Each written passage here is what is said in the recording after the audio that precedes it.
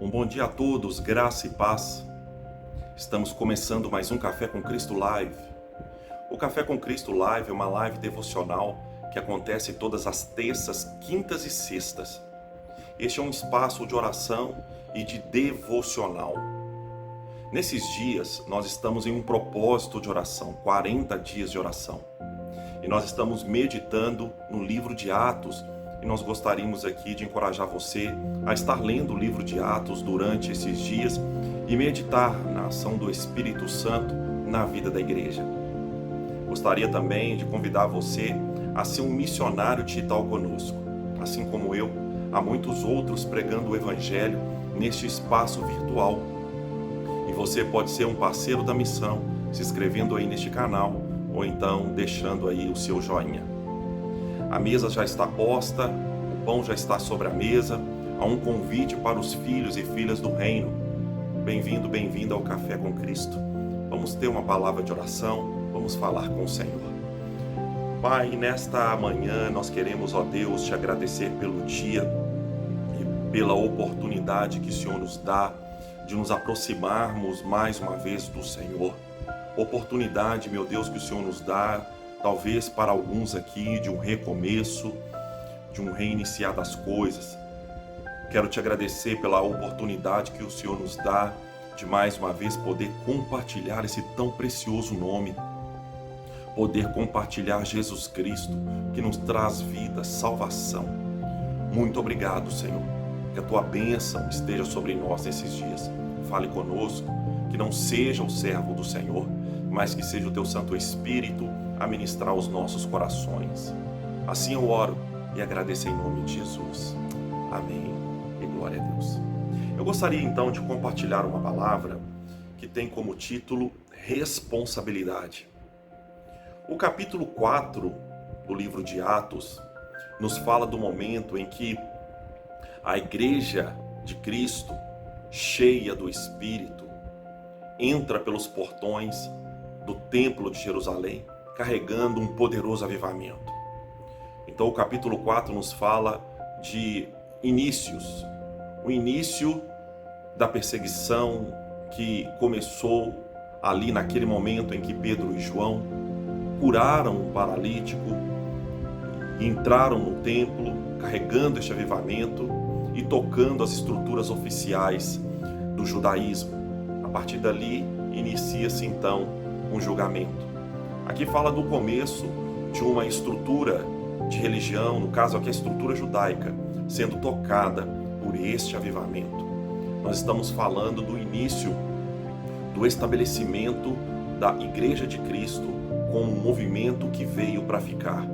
O capítulo 4 fala do momento em que a Igreja de Cristo ela se torna conhecida oficialmente. Indo para o capítulo de número 5, nós vamos ver o registro de Lucas falando sobre as ocorrências na igreja, os eventos causados pela ação do Espírito Santo na vida da igreja. Então no capítulo de número 5 nós vamos ver aqui alguns acontecimentos assombrosos que aconteceram entre os membros, entre os discípulos de Cristo em Jerusalém. E são lições que falam e são eventos que nos trazem lições para que possamos nos tornar cada vez mais esta igreja cheia do Espírito, essa igreja cheia de poder, cheia de vida e essa igreja consciente da responsabilidade que ela recebeu. Então a palavra aqui nos fala no capítulo de número 5, logo no começo, de um evento que trouxe um movimento, um sacudir ali no meio do povo. E esse movimento, esse acontecimento trouxe muito temor ao coração do povo. Foi um evento, foi um acontecimento chocante. Lucas vai dizer no capítulo 5 que havia um casal na igreja chamados Ananias e Safira. Eles tinham um lote, um terreno, e eles venderam esse terreno. E eles então, ao receber o dinheiro, eles entregaram esse dinheiro a Pedro. Até aí não tem nada demais, mas algo estava errado na ação daquele casal. O Espírito Santo, ele revelou a Pedro de que a ação do casal de Ananias e Safira era uma ação fraudulenta. Eles estavam tentando enganar os apóstolos e os membros da igreja, talvez na tentativa de angariar status entre os membros da igreja. No final do capítulo de número 4, nós vamos ver o relato de um homem chamado Barnabé, que também tinha um terreno, e ele vendeu esse terreno e entregou o dinheiro da venda aos apóstolos. E Barnabé, ele era reconhecido na igreja como uma grande referência, não por aquilo que ele podia dar, mas por aquilo que ele era. O Barnabé, ele era um homem virtuoso, e tão virtuoso que ele se tornou o tutor, o discipulador do apóstolo Paulo. Mas Ananias e Safira, eles buscaram angariar esse status por meio de um ato fraudulento, por meio de uma conquista ilegítima. Não era uma prática doutrinária entregar os bens aos apóstolos. Não era uma prática normativa. Os apóstolos, eles não normatizaram esta prática, no sentido de que fizeram dessa prática uma lei doutrinária para que os seus membros vendessem os seus bens e dessem os recursos para as igrejas e a liderança apostólica.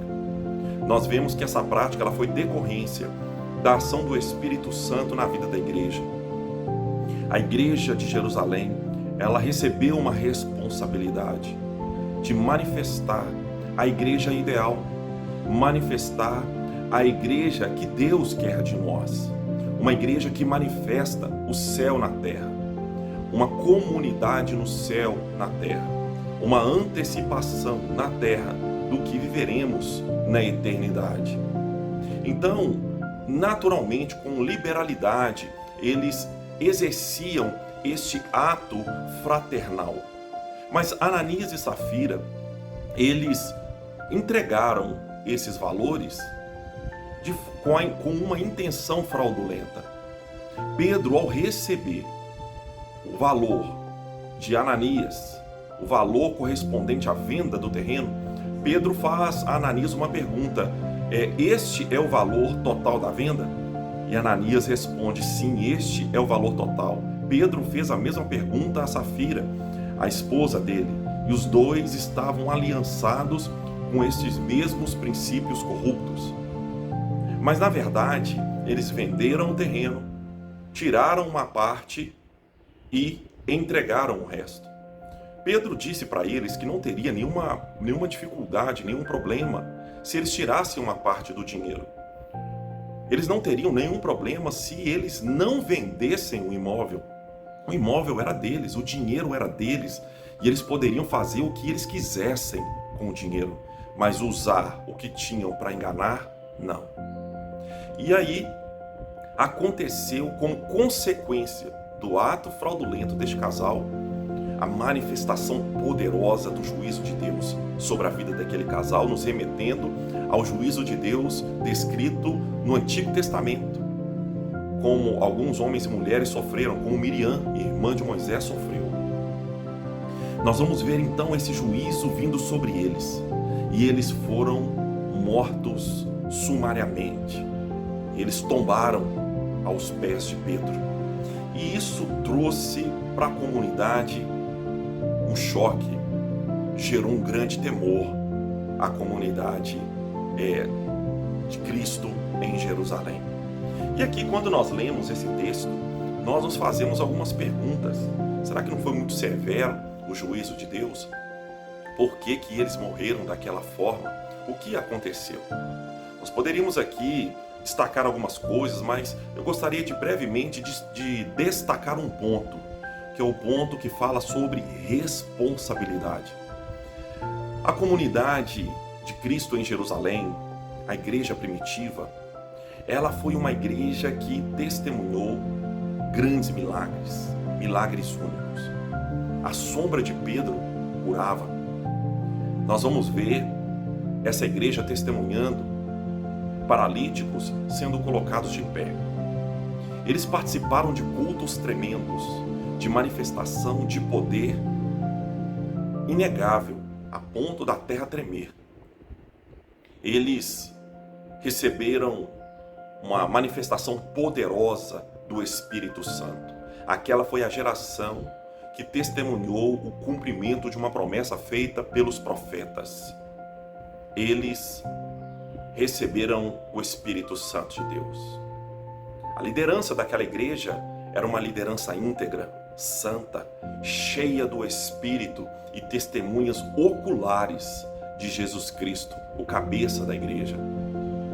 Eles receberam dons do Espírito Santo para testemunhar o Evangelho às nações. Eles receberam dons de idiomas. Então eles receberam coisas preciosas demais. Eles receberam a responsabilidade de ser para nós um modelo, uma referência. Então eles receberam este dom, eles receberam esta grande responsabilidade. Quando a nós é confiado um cargo de vulto, um cargo de grande importância, quando a nós é confiado um nome importante, quando a nós é confiado pessoas, quando a nós é confiado algo de muito valor, nós até nos sentimos honrados, mas também precisamos entender que também junto com esta honra vem a responsabilidade, e nós precisamos nos responsabilizar por aquilo e também entender que a responsabilidade traz o princípio da prestação de contas. Então, quando nós olhamos para o Evangelho, nós vamos entender que nós vamos ver que Jesus, ele não negligenciou os seus discípulos esse entendimento. Se o homem, na sua ignorância, na sua limitação de conhecimento, tem esse entendimento, muito mais o céu. Então, nós vamos ver aqui que a própria nação de Israel, ela recebeu uma grande responsabilidade. E é por isso que Israel carrega este fardo tão pesado. Salmos capítulo de número 96, versículo 3 diz o seguinte: anunciai entre as nações a sua glória, entre todos os povos as suas maravilhas. Essa foi a responsabilidade e continua sendo hoje a responsabilidade de Israel. Há uma profecia que diz que as nações convergeriam ao monte Sião, ao templo, e hoje nós vemos isso acontecer. As nações se convergindo a Israel, milhões e milhões de pessoas vão a Israel para visitar Jerusalém. Então nós vamos ver Jerusalém como uma referência de Deus na terra. E por conta dessa grande responsabilidade, eles também carregam, ainda hoje, um fardo correspondente ao que eles receberam. Jesus, como disse aqui anteriormente, não negligenciou esse ensinamento aos seus discípulos, porque os seus discípulos, eles iriam receber também esta responsabilidade, uma grande responsabilidade. Seria dado a eles a chave do céu, autoridade para abrir e fechar. Seria dado a eles autoridade para pregar o Evangelho, ser embaixador. A igreja receberia a responsabilidade de ser embaixadora de Cristo na terra. Nós recebemos o Espírito Santo de Deus. A igreja, ela receberia essa responsabilidade de preservar, o sagrado na terra. A igreja seria chamada de sacerdócio real, nação santa, povo escolhido. E isso nos honra, mas também nos traz uma grande responsabilidade. Lucas, capítulo de número 12, versículo 48 diz: aquele, porém, que não soube a vontade do seu Senhor e fez coisas dignas de reprovação, levará poucos açoites. Mas aquele a quem muito foi dado, muito lhe será exigido. Aquele a quem muito se confia, muito mais lhe pedirão. Então, quando nós olhamos para a história de Ananias e Safira, nós vamos ver que eles faziam parte de uma comunidade chamada igreja. E esta comunidade recebeu uma grande responsabilidade: ir para todo mundo, pregar o evangelho a toda criatura. A partir de Jerusalém, Judéia e Samaria e até os confins da terra. A igreja foi chamada para ser os pés de Cristo na terra. A igreja, ela tem uma missão, a missão de reconciliação. É a missão da igreja. Isso é algo precioso demais. E eles receberam estas coisas. Eles receberam uma grande responsabilidade. Muito foi dado a eles. Quando nós nos relacionamos com Deus, nós nos alegramos, porque Deus, Ele nos abençoa, Ele nos dá dons, Ele nos toca, e quando Ele nos toca, tudo muda. O amor de Deus nos alcança, o seu perdão, a sua graça. Somos chamados a compartilhar esta dádiva com o mundo. Muito passa a ser nos dado, mas a partir desse muito que Deus nos dá, nós também passamos a ter responsabilidades e precisamos prestar contas dessas coisas. Ananias e Safira, eles queriam usufruir de uma vida em Deus, mas não queriam se responsabilizar por aquilo que Deus estava dando a eles. E o texto diz que eles mentiram. O texto diz que eles desonraram a comunidade. Eles não cuidaram bem daquilo que Deus estava dando a eles. Naquele momento embrionário da igreja, naquele momento em que Deus estava fundamentando a igreja, Deus não permitiria que aquele momento fosse imaculado. Algo muito precioso estava sendo dado na mão da igreja. Então, na mesma proporção do que foi dado, foi também dado o juízo. Por isso que nós vamos entender um pouco o que aconteceu na vida de Ananias e Safira. E isso precisa estar no nosso coração, de que viver uma vida com Deus é bênção. Mas quando nós vivemos uma vida com Deus, também passamos a nos responsabilizar. E quando nos responsabilizamos, também prestamos contas. Deus, ele fez uma aliança com Israel. E esta aliança, como vemos em Deuteronômio, é uma aliança que traz bênção e maldição. A bênção fala do zelar das coisas de Deus, fala do zelar desse ministério sacerdotal. A maldição fala quando este zelar deixa de acontecer. E aí Israel passa a se responsabilizar por aquilo que foi dado a ele. Israel era uma nação pequena. Eles eram um povo desconhecido. E Deus fez deles uma grande nação, dando a eles a oportunidade de manifestar o Criador aos homens, de trazer Jesus na sua linhagem à terra. Mas junto a esta grande bênção, também vem uma grande responsabilidade.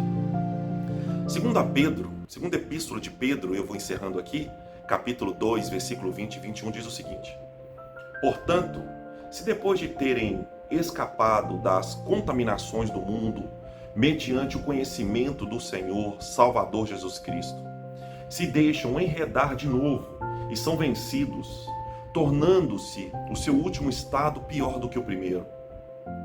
Pois melhor lhe fora nunca tivesse conhecido o caminho da justiça, do que após conhecê-lo, volver-se para trás, apartando-se do santo mandamento que lhe fora dado. Então, Pedro, ele vai ensinar a igreja sobre este princípio, sobre o princípio que nos fala de responsabilidade e das consequências desta responsabilidade na vida daquele que recebe. Deus, ele colocou muitas coisas preciosas em nossas mãos. E junto a isso também é nos dado uma grande responsabilidade. Você tem uma grande responsabilidade. Então, quando caminhamos com o Senhor, nós precisamos ter esta maturidade de que na medida em que nos é dado, também nos é exigido. Na medida em que nos é dado, também estaremos sujeitos proporcionalmente ao juízo de Deus. Hoje, Deus ele deseja abençoar a sua vida. Deseja fazer com que você seja um canal de bênção entre as pessoas as quais você irá interagir. Deus deseja usar você para que você seja um transmissor do reino de Deus entre os homens. A sua vida, ela manifestará a glória de Deus. A sua vida manifestará o céu. Deus colocará na sua mão grande responsabilidade. Que honra, que privilégio. Mas também precisamos entender que há uma responsabilidade sobre estas coisas. E que possamos hoje então viver esse dia conscientes da bênção e também conscientes da responsabilidade que há em nossas mãos. Amém? Nós vamos então ter mais uma palavra de oração, vamos falar com o Senhor e pedir ao Senhor que venha nos dar maturidade, pedir ao Senhor que venha nos dar crescimento e que venha nos fazer parte desta igreja, essa igreja que carrega em si um tesouro precioso, um tesouro que a prata e o ouro desse mundo não se compara, um tesouro que os ladrões não podem roubar, um tesouro que a ferrugem nem a traça pode corroer, como nos diz a palavra. Você carrega Jesus Cristo, você carrega o Espírito Santo de Deus, você carrega a imagem e semelhança do Pai, do Criador, você carrega bênçãos, você carrega vida. Na sua vida há salvação, na sua vida há poder. Então, use tudo isso que Deus tem te dado, seus dons, seus talentos, para honrar o nome do Senhor e se sinta honrado e honrada por aquilo que Deus te deu. Vamos orar. Senhor, nós queremos te agradecer por mais um dia e te agradecemos, ó Deus, pelas grandes coisas que o Senhor tem nos dado. Ah, Senhor, às vezes nos entristecemos porque somos cobrados, somos exigidos. É pedido de nós, às vezes, prestação de contas e nós não temos a maturidade necessária para responder à altura. Mas nessa manhã, eu quero te pedir, Pai, nos perdoe se nós não temos cuidado bem daquilo que o Senhor tem nos dado. Senhor, venha nos perdoar, mas que o Senhor a cada dia venha nos fazer servos valorosos, bons mordomos na casa do Senhor. Nos leve a exercer de uma forma excelente a mordomia cristã. Nos faça um sacerdócio real, para que o sagrado seja zelado, para que o teu Espírito seja honrado, o nome do Senhor seja honrado entre os homens. Ah, Senhor, nos leve, Senhor, a uma clara consciência a respeito daquilo que carregamos, daquilo que o Senhor nos deu, do precioso, meu Deus, da bênção preciosa que o Senhor nos deu, da vida que carregamos. Oh Deus, em nome de Jesus, nos faça essa igreja responsável, nos faça essa igreja temente, nos faça essa igreja que honre o teu nome, que honre aquilo que o Senhor nos deu. Abençoe nosso dia, sê conosco, Pai, que o teu Espírito venha sobre nós e que o Senhor venha nos encher com o teu Santo Espírito mais uma vez nesse dia, a ponto, Pai, de o mundo ver em nós a tua glória e a face de Cristo. Que a bênção do Senhor, o Deus Todo-Poderoso, seja sobre nós. Que a bênção do Deus Filho seja sobre nós. E que a bênção do Deus Espírito Santo seja sobre nós, hoje e sempre. Amém. E glória a Deus. E Deus então continue abençoando a sua vida, a sua casa, a sua família. Responsabilidade. Deus tem nos dado muito, tem nos abençoado muito, mas muito Ele tem nos dado. Assim também, maior será a nossa responsabilidade. Que Deus te abençoe mais uma vez, em nome de Jesus.